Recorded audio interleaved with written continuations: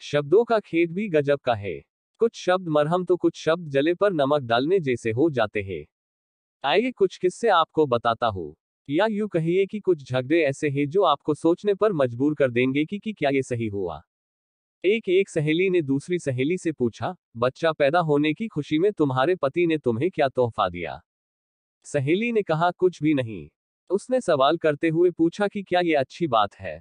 क्या उसकी नजर में तुम्हारी कोई कीमत नहीं? लफ्जों का ये जहरीला बम गिराकर वह सहेली दूसरी सहेली को अपनी फिक्र में छोड़कर चलती बनी।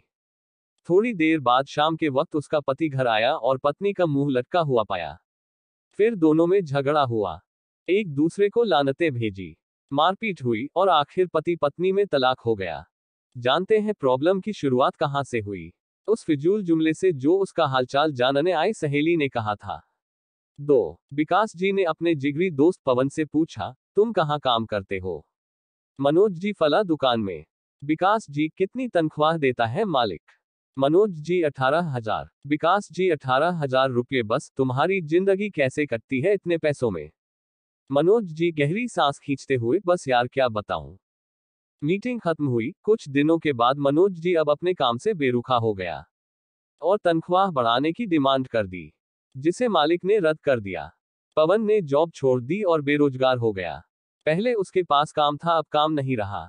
3. एक साहब ने एक शख्स से कहा जो अपने बेटे से अलग रहता था, तुम्हारा बेटा तुमसे बहुत कम मिलने आता है, क्या उसे तुमसे मोहब्बत नहीं रही?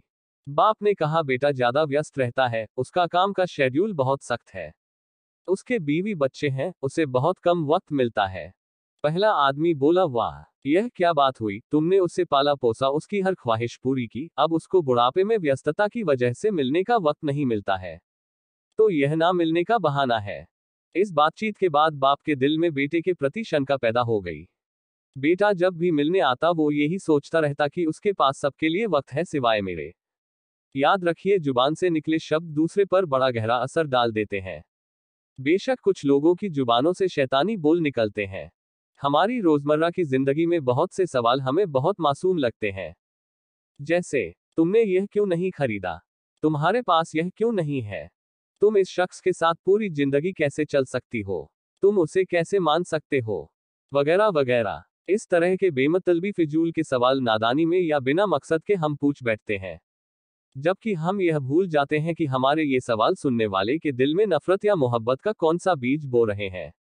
आज के दौर में हमारे इर्द गिर्द, समाज या घरों में जो टेंशन टाइट होती जा रही है, उनकी जड़ तक जाया जाए तो अक्सर उसके पीछे किसी और का हाथ होता है।